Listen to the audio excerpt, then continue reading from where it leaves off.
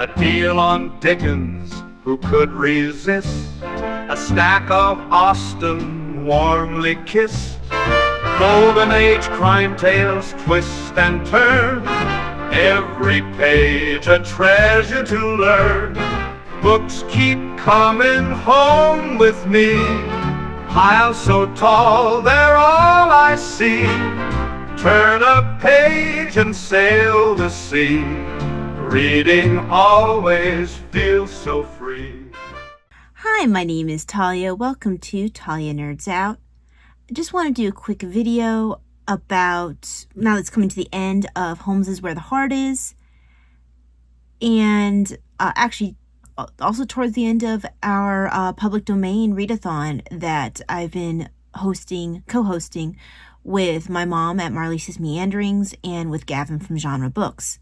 And this does relate because, I mean, Holmes is Where the Heart is if you read Conan Doyle's works, that's a public domain. A lot of it's public domain. Actually, I think all of Holmes, that's Conan Doyle's actual body of work, is public domain. So yes, this is kind of, that touches on public domain in that way. But I haven't really done much in the way of recording new videos this month. Lent started, been a bit busy. I've been taking advantage. I think I edited one older video and posted it, and I have another one that's waiting to be posted that's an older video. I have a lot of older videos that are waiting to be posted, but I have one that's just about ready to go. Anyway, Holmes is Where the Heart Is / a little bit of a public domain update. So actually this Holmes is Where the Heart Is, I've done quite a bit of reading for this one. I meant to read this pastiche, I didn't say that very well, pastiche, Solar Ponds by Auguste Derleth. I hadn't actually heard about it until I read the introduction of The Further Adventures of Sherlock Holmes. This is a huge collection, not huge, this is a bit of a collection. Huge is dramatic. This is a bit of a collection with several classic authors in here. You have Father Ronald Knox, and I did read his in here. Arthur Whitaker, Vincent Starrett, Stuart Palmer. Adrian Conan Doyle has one in here. Although, from what I understand, when Adrian Conan Doyle wrote his, he a lot of times wrote with John Dixon Carr, who also wrote an Arthur Conan Doyle biography, as well as, of course, his own mysteries. John Dixon Carr / Carter Dixon is a Detection Club member. I don't think he was a founding member, but he was a member. But yeah, there's a bunch of, Julian Simmons, who's another Detection Club member. He wrote one in here.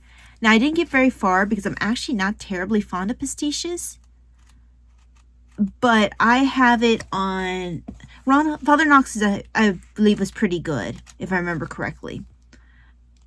But, and who was the next? I seem to, was it Arthur Whitaker's that I enjoyed? I'm not a huge fan of pastiches, generally.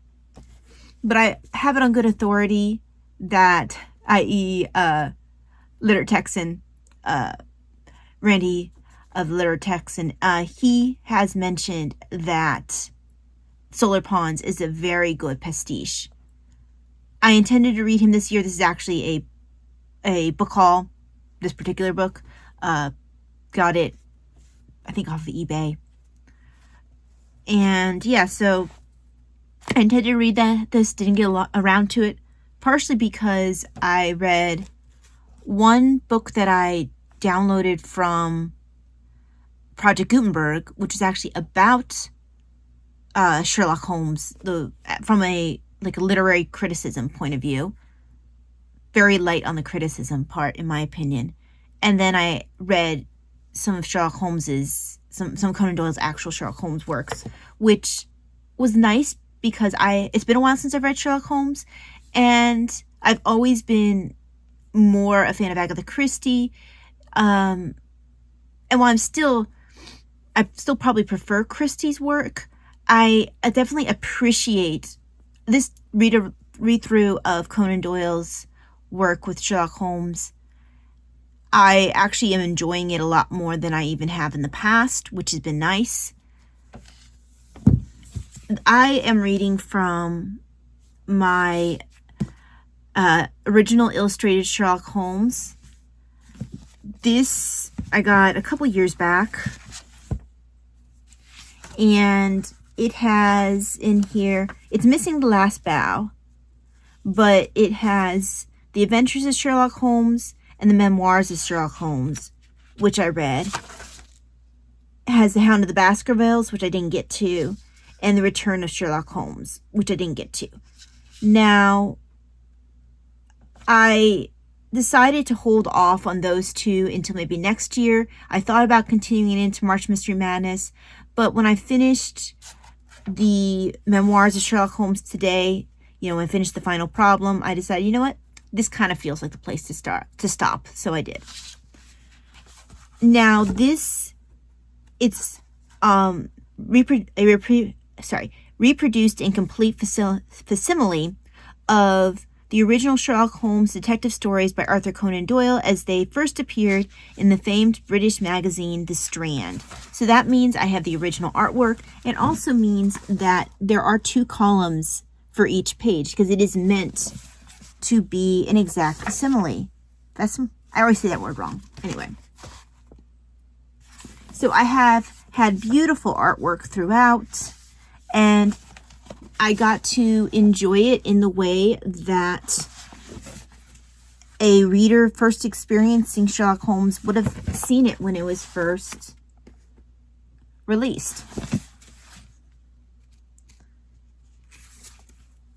So that has been very nice.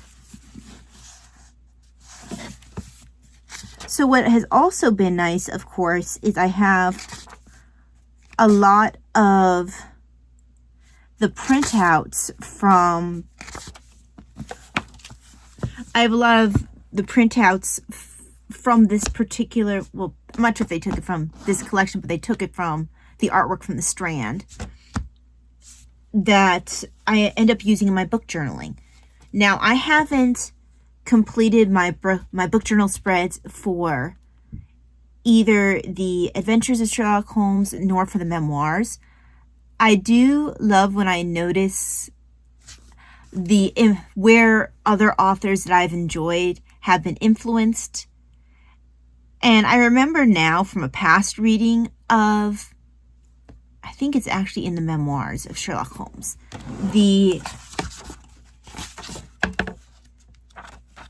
I think it's The Mystery of the Yellow Face, The Adventure of the Yellow Face. So it's the third story in the Memoirs of Sherlock Holmes, which apparently was published in The Strand as additional episodes of The Adventure of Sherlock Holmes between December 1892 and November 1893, is what my book says. So I guess the original collection of The Adventures of Sherlock Holmes was published in The Strand between July 1891 and December 1892. But, so The Adventure of the Yellow Face is the third one in the Memoirs of Sherlock Holmes, but if you were to count it as they would have at the time, it would have been the 15th in the Adventures of Sherlock Holmes. Anyway, as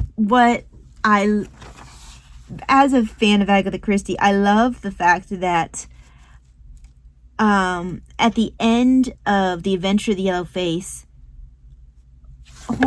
Holmes turns to Watson, and this is not giving away anything about what actually happens, but he says to Watson, whoops, I need to go a little farther, whatever. Okay, there we go. Watson, said he, if it should ever strike you that I am getting a little overconfident in my powers, or giving less pains to case than it deserves, kindly whisper Norbury in my ear, and I shall be infinitely obliged to you. Now, any fan... Sorry, reaching above you. of Agatha Christie. Let's see. Page 180.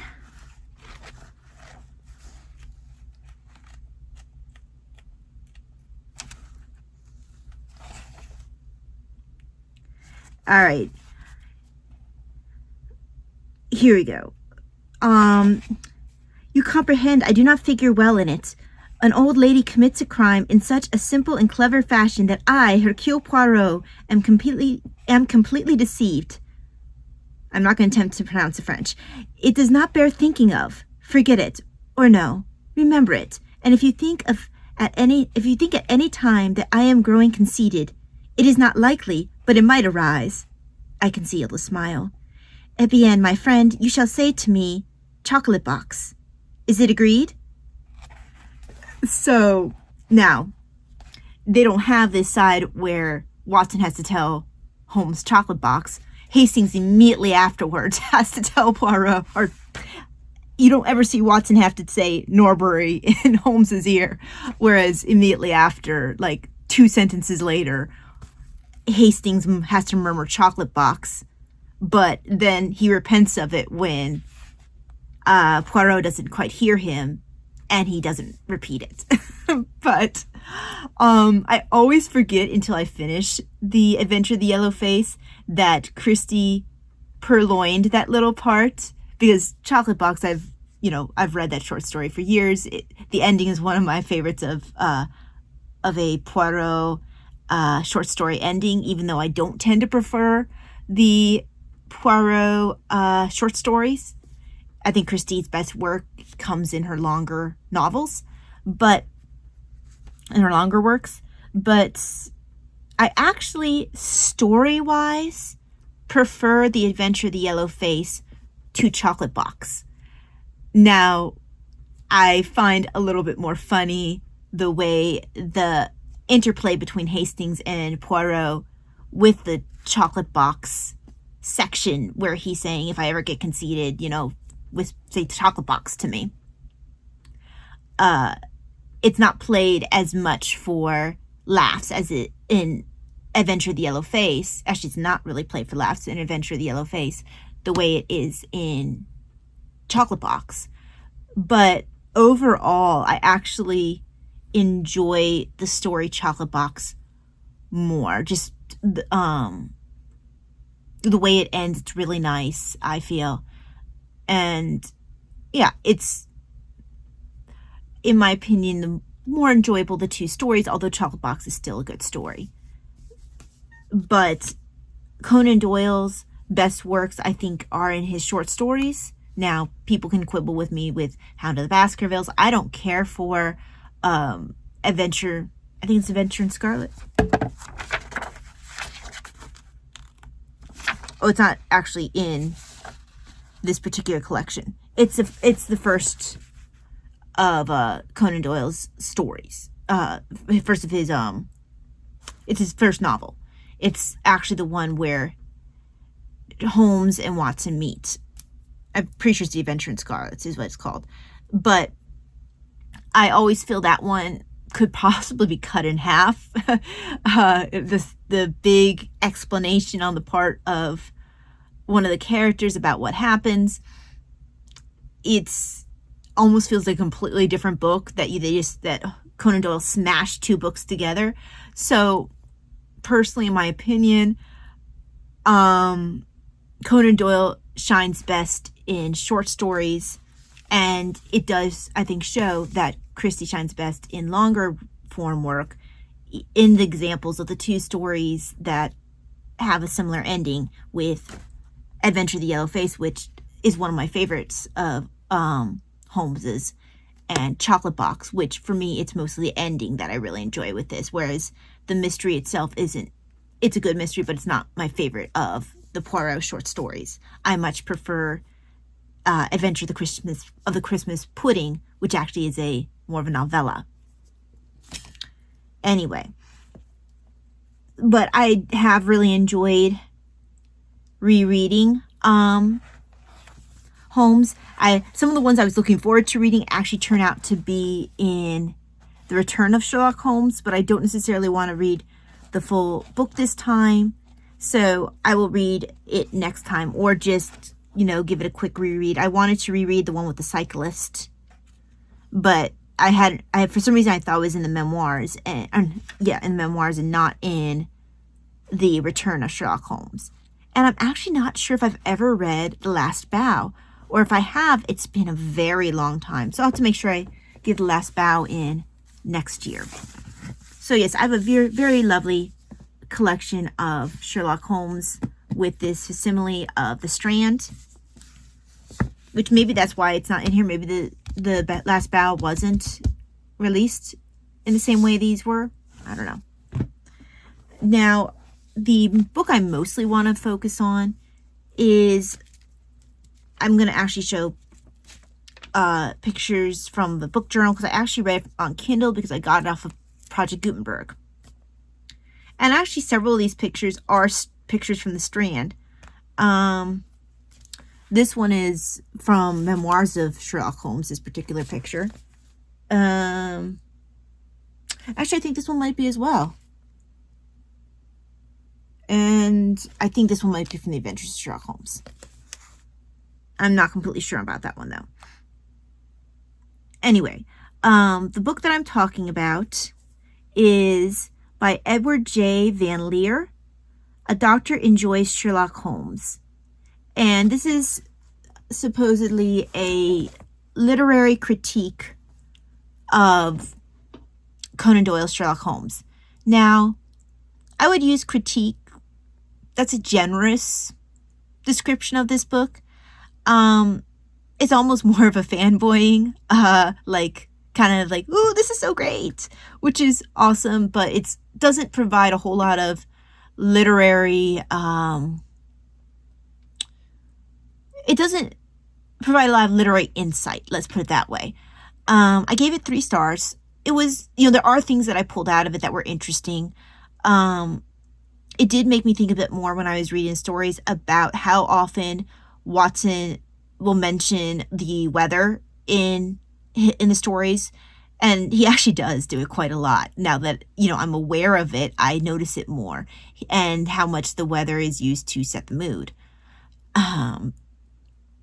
But some of the other things, a lot of what he mentions, I think his best chapters are the ones where he talks about Watson and medical practice at the time. So anything that has to do with pharmacology, anything that has to do with what Watson's practice would have looked like at the time, what best practice was at the time, what his job would have looked like as in making rounds and that kind of thing, what that would have been like at that time. So those areas are where this book shines the best.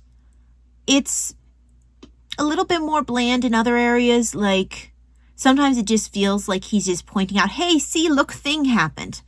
And it's like, okay, and is there something else you have to say about that? So he'll mention, hey, look, dogs were talked about and other animals. Yes, they were.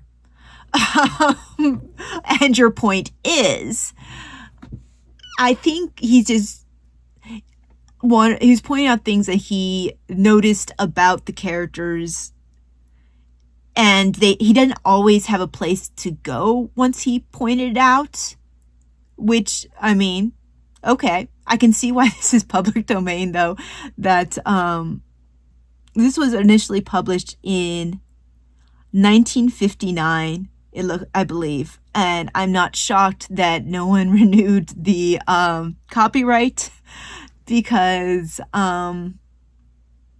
it was enjoyable at parts, and like I said, I really did feel like I got something out of the sections on anything that had to do with Watson's practice, anything that had to do with medicine at the time, their understanding of sickness or anything like that at that time, that I found to be useful and interesting. Anything actually that touched on science and anything like that, which probably those sections were better because this gentleman was a medical doctor. And so his input in that area, that was his area of expertise, and it shows. Whereas the rest, like I said, it mostly was observations that a lot of times didn't go much of anywhere. Now, there are definitely spoilers in this book. He doesn't, try to mask endings really, as I recall. But it's a free book, so, not having it be like the best book that I read for Holmes is Where the Heart isn't exactly a huge issue. It's not a long book. It's no more than 169 pages. I'm looking down at my library card catalog. My library catalog card that I wrote up, so I had to verify page numbers. It was released on Project Gutenberg April of last year. So, would I recommend this to someone else to read? I would probably, if you like a bit of like medical history, but as in like more like a pop culture medical history, as it relates to Conan Doyle and Watson in particular, then those sections I would recommend. The other sections where he makes random observations about things he thinks that Watson or Holmes liked, your taste might vary on that. A lot of times he didn't really add anything to the conversation, in my opinion, like whether or not they liked dogs. I felt like that section went on a bit long. But like he mentioned like random times that different dogs were mentioned. That's the one random part that, like I said, sticks in my head about a chapter. Is like, really, where are we going with this? The chapter on, them and nature and Watson's observations about weather. While, like I said, made me more aware of how much Watson mentioned weather, sometimes, again, it felt like that section could have maybe been trimmed down a little bit. But, yeah, anything that really had to do with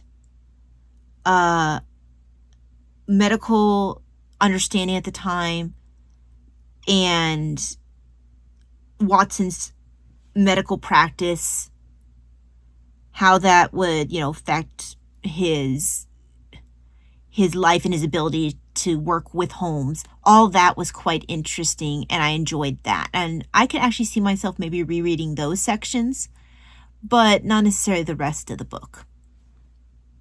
So yeah, but it wouldn't cost you anything if you want to check it out. It's available on Project Gutenberg, has been there since April of last year, and if you're watching this for some reason way in the future, that would have been 2025. Anyway, that is what my Holmes is Where the Heart has looked like this February, as well as some of my Project Gutenberg reading. This book, my main, non-Conan Doyle read for Holmes is Where the Heart took me about 10 days to read. It felt like it took longer because at a certain point it kind of felt like it dragged. But once he started getting into the weeds for Watson's actual medical stuff, then I found it a lot more interesting and it went faster. Anyway, that's it for me for my wrap-up of Holmes is Where the Heart is. Hope that you had a lot of fun reading this particular month. I look forward to next year with Holmes is Where the Heart is, where I hope to read Hound of the Baskervilles and the Return of Sherlock Holmes, and maybe also The Last Bow. And I may or may not do Solar Pawns for March Mystery Madness. We'll see. I kind of feel like maybe I'll put him off till Holmes is Where the Heart is. So I don't, like, from what I understand, especially this first book, is very much, very much in the flavor of Holmes. And I've been reading a lot of Holmes this time around. I don't want to burn out and maybe not enjoy this as much as I would otherwise, because I just, oversaturated rushed it and overdid the Holmes reading. So even though, like I said, this isn't technically Sherlock Holmes, everything I understand about it is that it's a very faithful pastiche. And I mean, even though it's not actually Holmes, he changed the names at Conan Doyle's request, instead of publishing them under the Sherlock Holmes names. But from what I understand, it's very obvious that this is Holmes and Watson. And so I'd rather enjoy it when I'm fresh and haven't read Holmes in a while than read it after a marathon of reading back-to-back Adventures of Sherlock Holmes and Memoirs of Sherlock Holmes. Anyway, thank you very much for joining me. Hope that you have a wonderful day, and I will see you the next time. God bless. Bye-bye. Books keep coming home with me. Piles so tall, they're all I see. Turn a page and sail the sea. Reading always feels so free.